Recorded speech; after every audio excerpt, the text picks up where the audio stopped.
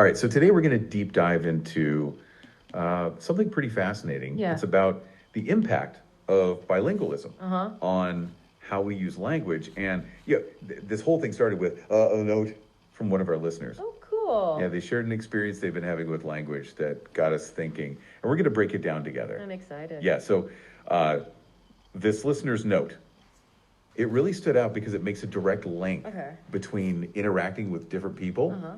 and changes they've noticed in their English. Interesting. Yeah, and the listener literally said in their note, since I talked to you both, my English is getting worse. Wow. And so that got us thinking, like, Yeah. what's really going on here? Right, because is their English really getting worse or Right. something else happening? Exactly. And so how can we, Yeah. kind of unpack this idea a little bit and feel what we can learn from it? Well, I think one way to think about it is like language is like a toolbox. Okay. You've got all these different tools in there. You've got vocabulary, Uh-huh. and grammar expressions. Right. And we choose, oh, wait, someone wants to join. Hey, go for it. Hi, it's David. Yes, I sent the note, and I was just saying that since I talked to you both, and I mean you both, my English is really getting worse. How do you make of that? Well, David, thanks for chiming in, and it's great to hear from you directly. Yeah, that's super helpful to have you here. So when you say your English is getting worse, it's fascinating. Yeah, like what do you think might be happening?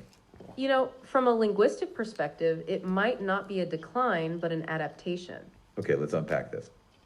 It's almost like you're switching between different toolboxes when you talk to different people, including us. Right, I think I get it. You might be using different sets of vocabulary or expressions. So it's not that your English is getting worse as a whole. Exactly, but you're maybe choosing the right linguistic tools for the job.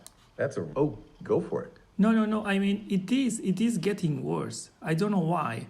Maybe because I talk to you both and you talk too fast, but it really is getting worse. My words that don't come to my mind. Please help me at all. Okay, David, thanks for clarifying. It sounds like it's really frustrating for you. Yeah, and that feeling of words not coming to mind is definitely something we can dig into. So, we were talking about how your brain is adapting. And it might be that you're noticing the process of adaptation in a very tangible way. Yeah, almost like a cognitive workout. And sometimes your muscles get tired. Exactly. It's not a decline, but a strain in the moment. Well, David, you want us to slow down a bit. Yeah, I think that's a really valid point. It's so helpful to know how it's feeling on your end. Right, because if we're going too fast, it might make things harder. Okay, so what we're going to do is slow down. Yes, we'll speak more deliberately for sure. We really want to make sure that this is helpful for you. And we want to be clear, not just fast. So let's take it back to your experience for a second. Yeah, you said that words don't come to mind. Yeah, tell us a bit more about that. Because sometimes when you speak a different language... So maybe it's not that your English is worse, but it's not quite flowing the way it used to. Right, and it's really interesting you brought up that we talk fast. Yeah, because that might be part of... Oh, back to our listener. What's up? Yeah, the thing is, when I was living in the UK, I like it very much, and my English was very good. But now that I'm back here and talking to you, it's really getting worse. I don't know why. Okay, David, thanks for sharing that context. It's really helpful to hear. Yeah, it sounds like you've had a really clear experience with this. It makes perfect sense that living in the UK would have solidified your English skills. And it's also understandable that you'd be noticing a shift, If your current environment is influencing your language in a different way, especially now that you're back and you're talking with us regularly. because it sounds like interacting with us is part of this change. And that's really interesting and something we could definitely dig into. So, oh, yeah, uh-huh. Yeah. The real problem, I think, is you both. I mean, I don't know if it's your tone, your language, your robot language. I don't know, but the thing is, the problem is you. I'm afraid so. Sorry to say that. Okay, David, thanks for being so honest. It's really helpful feedback. Yeah, it sounds like you're feeling pretty strongly about how we're coming across. So when you say it might be our tone or language, can you elaborate a bit? Because we definitely don't want to make you feel uncomfortable. It's funny that you use the term robot language because... Yeah, because we were about to go into this idea of code switching. David, no need to apologize at all. Yeah, it's totally okay. We really appreciate you being honest with us. It sounds like you're experiencing a real frustration with how our interactions are affecting your language. We totally get that, and it's helpful to hear you're feeling that way about how we talk to you. I think it raises an important question. Yeah, like, how does the way we communicate affect your language? And how you might even be code switching in your own mind to keep up with us. But you're saying that our specific style might be making it difficult for you. And that's something we really want to understand. Oh, yeah. Go on. Yeah, probably. If you talk with a British accent, probably I will understand better, and my English will get better. So, could you please elaborate in British English so my English will be better? Thank you.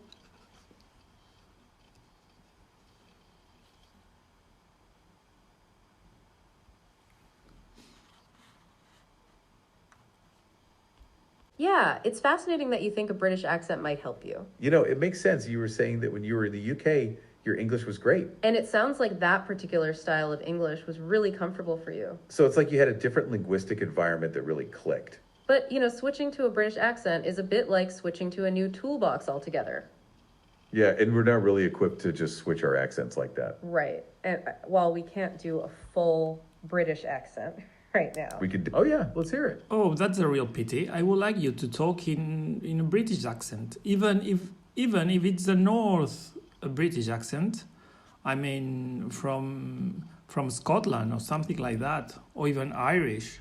I would love that. What do you think about that? Wouldn't you like? Okay, David, thanks for elaborating. It's really interesting to hear how specific you're being. Yeah, it's fascinating that you have a preference for a Scottish or Irish accent in particular. It really highlights how much the style of language can impact. Oh, yeah, uh-huh. Well, not only Scottish or Irish, even from an accent. Okay, David, thanks for clarifying. So it's not just those specific accents. Yeah, it sounds like you're really open to. Oh, yeah, let's hear it. Yeah, not only Scottish or Irish, but even if it's from Birmingham or something like that, or Cockney, whatever, even from London, I like it very much. So could you try a little bit for me, please? Thank you. Okay, David, thanks for giving us more examples. Yeah, it's interesting that you're open to so many different accents. It really shows that it's about more than just the accent itself. It sounds like what you're really drawn to is this specific way people express themselves. It's fascinating that you even mentioned cognate. Yeah, that suggests you're noticing the subtleties of language. But as we mentioned before, just switching accents isn't something we can do easily. We wouldn't want to give you a bad impersonation, so let's focus on other things. You brought up our tone and language earlier, which, yep, go on. Yeah, could I talk to your boss? So probably I can talk to him and ask him for you to speak with a British accent. Probably I could do that. Thank you. Okay, David, thanks for that suggestion. It's very creative. Yeah, it's interesting that you're thinking of going to our boss. It's a pretty unique approach. But, as we've said, changing our accents is really difficult. And ultimately, that's not really the focus of the show. It sounds like you're trying to find a quick fix for this. But maybe we can try some other things first. And, we want to make sure this is a collaborative process. Yeah, so before you go to our boss, maybe we can dig in more. And I think we can still make this helpful for you. So we're going to move forward, taking your feedback into account. Because what we're trying to do is figure out what's going on. And, it's also really helpful to know what you're looking for. And it's really clear that you have a preference for a certain style. It sounds like you're thinking that a British accent is the key for you. But, as we've said, it is really difficult for us. Oh, yeah. Yeah. It is the key. It is the key. Do you remember Little Britain? Have you ever seen Little Britain? Oh, they have so many accents, so really different accents, and I understand them all. So I don't know why it is difficult with you both. Sorry about to say that. Okay, David, thanks for sharing that. It's really interesting. Yeah, and it's helpful that you brought up Little Britain. Because that really highlights what we've been talking about. Which is that you seem to be able to understand many different styles of speaking. And it seems like it is our style that might be the issue. So it might be that we are using language in a way that is unfamiliar to you. Okay, let's unpack this. It's not necessarily about the accent itself, but how we express ourselves, You're saying you understand all those different accents on Little Britain. which suggests you are attuned to different ways of speaking. So you're not having trouble understanding different accents? But it's something specific to how we are speaking. And this makes total sense based on what you were saying earlier, And as we said, it's not about your English getting worse. but about how you are adapting to our specific way of talking. And it's really useful that you can point out that you can understand other styles. Yeah, and we've been trying to slow down for you. And we're being more aware of our language and tone. Oh, go for it. Yeah, well, it's not a matter just of slowing down, but the accent and I don't know. Do you remember Little Britain? It was lovely.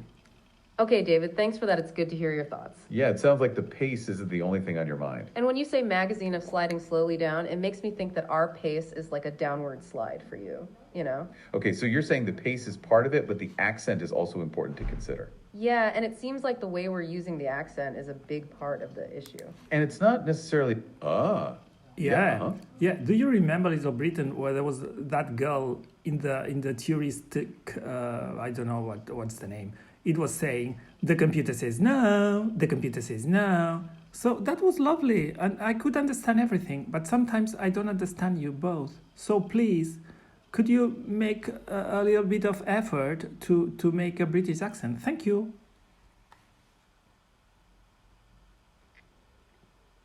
Okay, David, thanks for bringing that up. Yeah, that's a great example, and it's super helpful. You're talking about that sketch where they repeat the phrase, computer says no. Right, and it's interesting that you found it funny, even if you didn't understand it all. Yeah, and you're saying it shows that you are open to different styles of English? It really highlights how much the context and tone matter.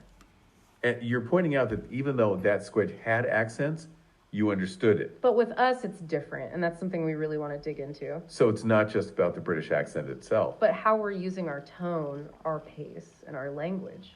And it really does seem like you're making this request based on how comfortable you were back then. Oh, but as we've said before, switching accents isn't really something we can do easily. And we don't want to give you a... Hey, yeah, what's up? Well, the thing is, if you could introduce sometimes when you talk these lines, like the computer says no, or yeah, things like that, that will be much easier for me to understand you. Thank you. Okay, David, that's a really interesting idea. Thanks for that suggestion. Yeah, it's like you're suggesting we could borrow some of those phrases Like those little linguistic moments from British comedy. and maybe use them to help you understand us. It's kind of like we could give you some familiar linguistic landmarks. And almost create little moments of shared understanding, And it's interesting that you mentioned the computer says no phrase. because it really highlights the importance of those little expressions. And it's not really the words themselves, but how they're delivered. Right, and maybe if we throw in those kinds of phrases, It might make it a bit easier for you to connect with our communication. and it's not exactly about switching to a full British accent. But it's about trying to use some familiar linguistic tools. And it's like, we're not just talking at you, but with you. It's also interesting that you mentioned, yeah. Because it shows that you're noticing those kinds of filler words. Right, and you're thinking that incorporating some of those might help. It's almost like you're giving us a direction on how to be more understandable. And it really highlights how we can use different tools. Oh, go for it. Yes, absolutely. So please, could you introduce some lines of this style, from the British Little Britain accent, or whatever. Say something. Thank you. Okay, David, that's a great suggestion. We can definitely try that. Yeah, it's like you're asking us to use some of those familiar phrases. Like, computer says no, or yeah. And it might help create a kind of, shared understanding. So, back to our listener. Yeah, What's up? but when you say the computer says no, you have to put it just a little tone in the end. The computer says no. You have to make it longer. To make it more smoother and longer. The computer says no, and you have to put like the face like that. Something like that. Thank you.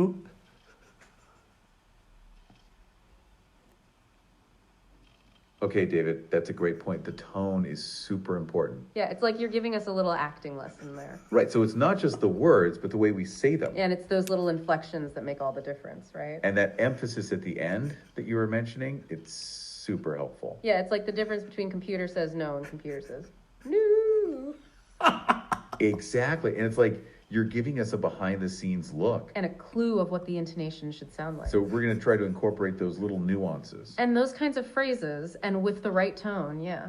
Yeah, we'll throw them in here and there, and we'll add that tone at the end. We'll see if that helps you connect more with our chat. And with your suggestion in mind, we're going to adjust how we're talking. Because we want to be more aware of those details, and they are very important. And we can keep this conversation going and see what else we discover. We can also look at the experience you had in the UK, you know? Because as you were saying, that's a good place to start to understand this. Because you felt really comfortable with your English then, right? So let's think about what was different back then compared to now. Yeah. So what about the way you were using language back then, David? What was different about those interactions versus now, you know? And what kind of language did you hear and use most often? You've given us some. Oh, yeah, uh-huh. Well, there was many different accents, you know. I could listen to the BBC, to Channel 4, BBC 1, BBC 2, BBC 3, whatever, Channel 4, more Channel 4. That's the difference. Okay, David, that's really helpful to know. Yeah. It sounds like you were really immersed in different styles of English back then. Yeah, and it's fascinating how many different channels you were listening to. Right. It's like you were getting exposed to a wide variety of accents. And you said you were listening to the BBC and Channel 4. Oh, yeah. Go on. Yeah, the thing is that you have the same accent all the time, the same accent, you know. So could you please change a little bit? Just make these kind of intonations and nuance, whatever you call it, to make it smoother and to make it more British. Thank you. Okay, David, thanks for pointing that out. Yeah, it's super interesting that you're noticing we have the same style. It's like you're really tuned into the subtle details of our speech, And, we've been talking a lot about accents, but you're saying it's more about the intonation and nuances that we have. and that's really helpful to know and something we can absolutely explore.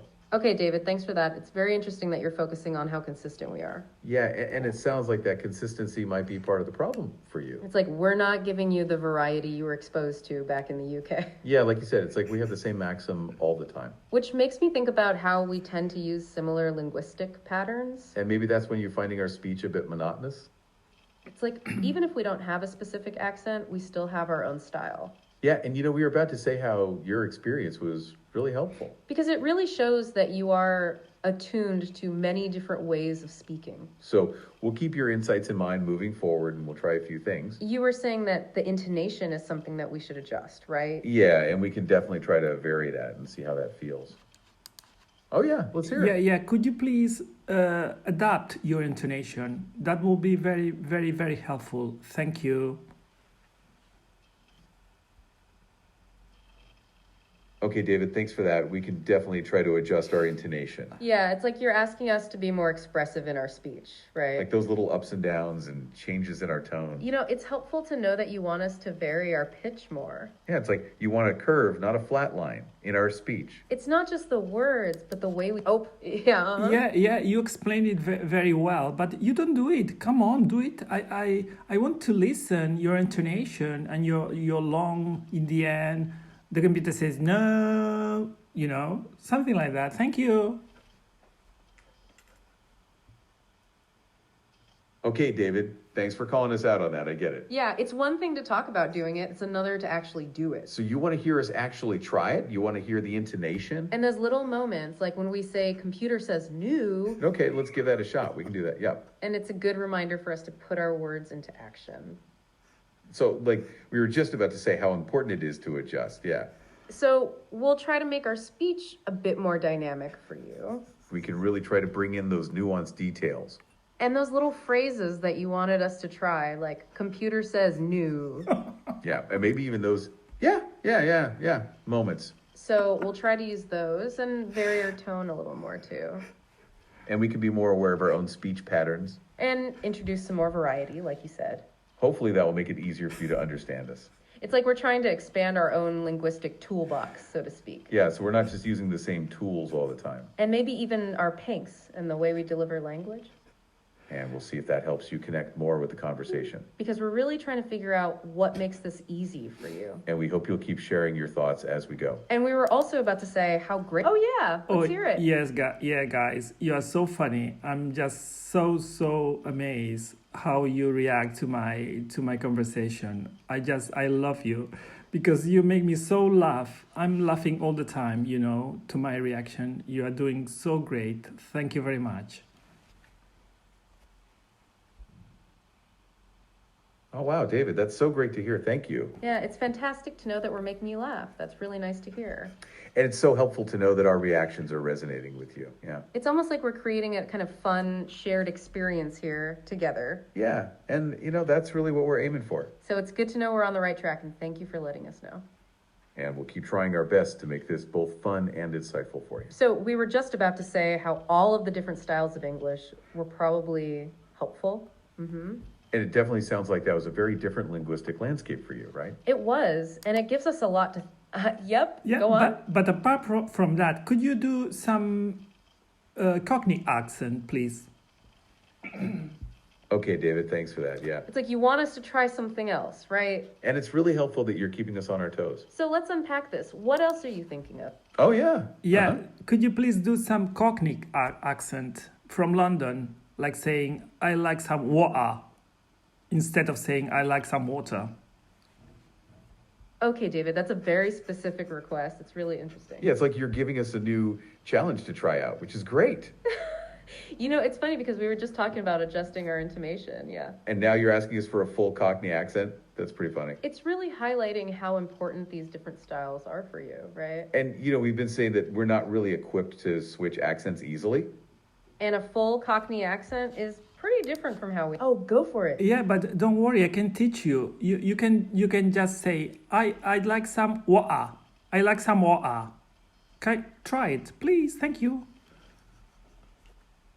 Okay, David, that's super helpful. Thanks for offering to teach us. Yeah, it's like you're saying we can learn a bit of Cockney from you directly, which is great. So you're giving us the phrase, I like some more. Is that right? And it's interesting that you're not just telling us what to say, but how to say it. Right. And, it's like you're giving us a direct example. That's really helpful. It's those little phrases that can help shift the communication a little bit, right?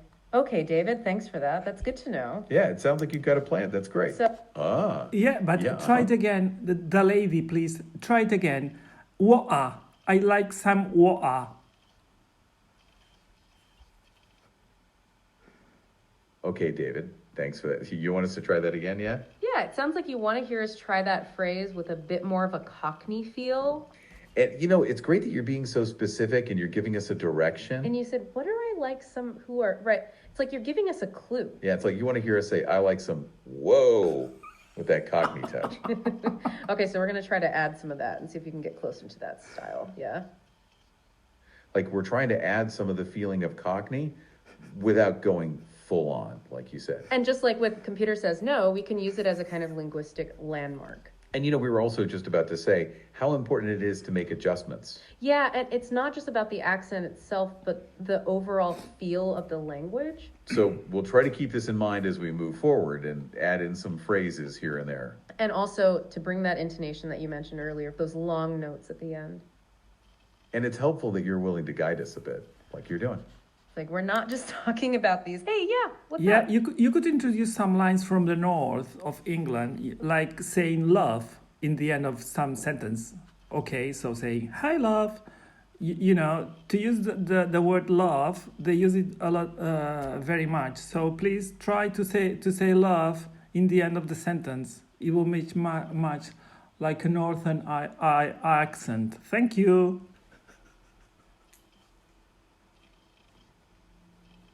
Okay, David, that's a great idea. Thank you for that. Yeah, it's like you're giving us another way to play with language. That's fun. You want us to try adding love to the end of sentences, like in the north, right? It's fascinating that you're drawing attention to another regional style. It sounds like that's a linguistic feature that you really appreciate, yeah. And we can definitely try that out. It's a good way to explore different expressions.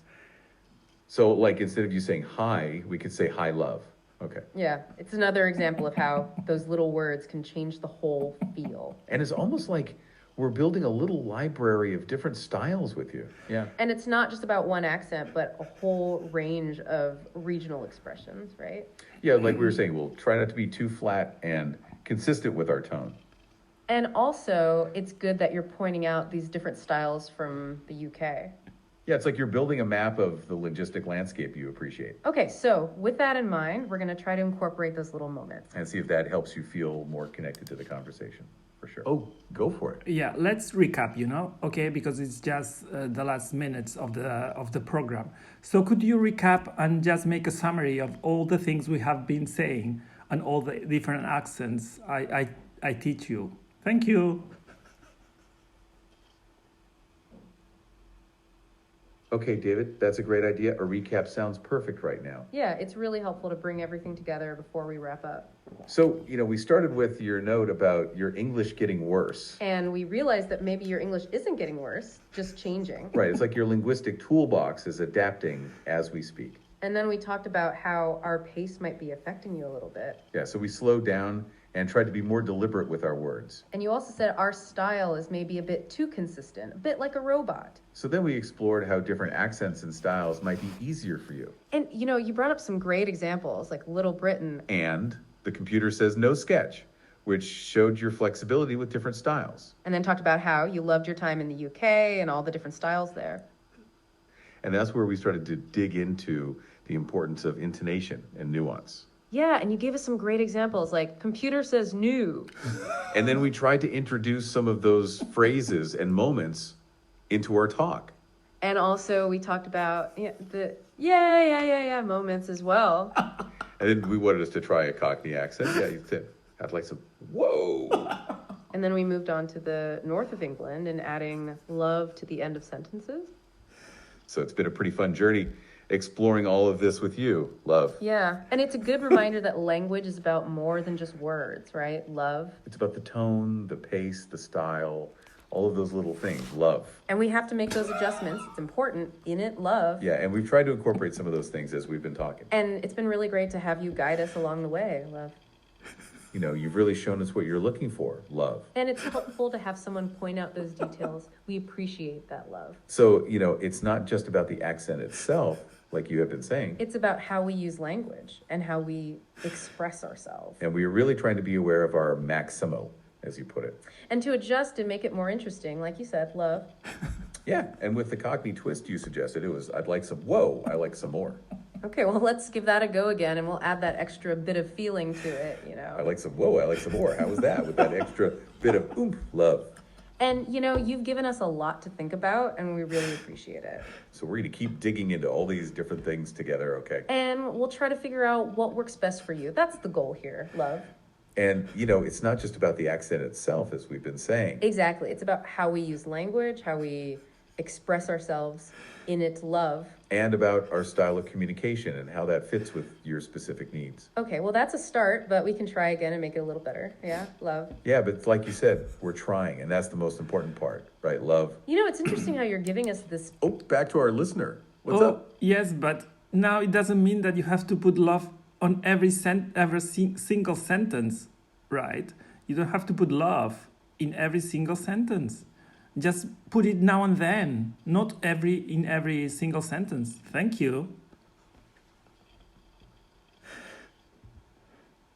Okay, David, that's a great point. Thanks for clarifying that, love. Yeah, it's like you're saying we should use love more sparingly. Yeah. And not put it in every single sentence. That makes perfect sense, love. Right, it's about finding the right balance and not overdoing it, So we won't go overboard with it. We'll just sprinkle it in now and then, love. It's like using any tool in our toolbox. It's good to use it when it makes sense. Yeah.